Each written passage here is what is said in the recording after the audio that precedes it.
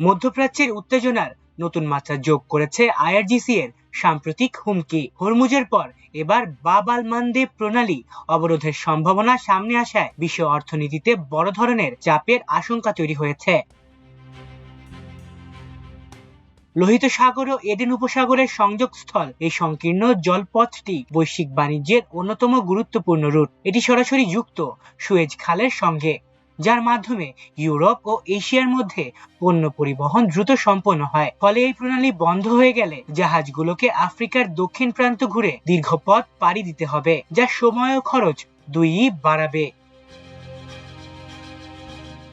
বিশেষজ্ঞদের মতে বিশ্বের মোট জ্বালানি বাণিজ্যের একটি উল্লেখযোগ্য অংশ এই পথ দিয়ে পরিবাহিত হয়। প্রণালীটি বন্ধ হলে আন্তর্জাতিক বাজারে তেলের সরবরাহ ব্যাহত হতে পারে, যার সরাসরি প্রভাব পড়বে তেলের দামে। এতে পরিবহন খরচ বেড়ে গিয়ে খাদ্য, ভোগ্য পণ্য সহ প্রায় সব ক্ষেত্রেই মূল্যস্ফীতি বাড়তে পারে।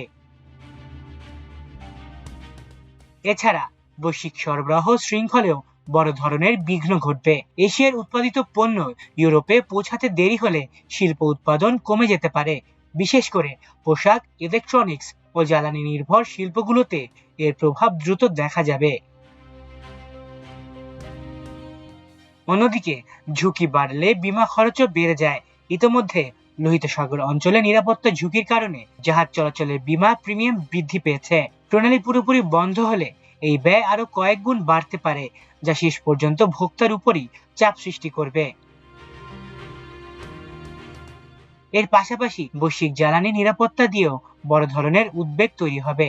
বাব আল মানদেব প্রণালী বন্ধ হয়ে গেলে মধ্যপ্রাচ্য থেকে ইউরোপ ও উত্তর আফ্রিকায় তেল ও গ্যাস সরবরাহে বড় ধরনের বিঘ্ন ঘটবে। বিকল্প পথ হিসেবে আফ্রিকার কেপ অফ গুড হোপ ঘুরে যেতে হলে সময় বাড়বে কয়েক সপ্তাহ পর্যন্ত, যা বাজারে সরবরাহ সংকট তৈরি করে তেলের দাম আরো অস্থির করে তুলতে পারে।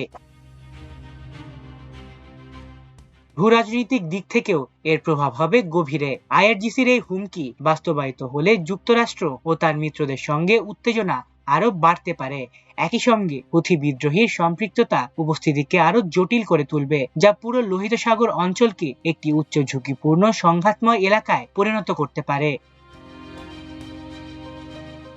সব মিলিয়ে বাব আল মানদেব প্রণালীর সম্ভাব্য অবরোধ শুধু একটি আঞ্চলিক সংকট নয়, এটি বিশ্ব অর্থনীতির জন্য একটি বড় ধাক্কা হয়ে দাঁড়াতে পারে।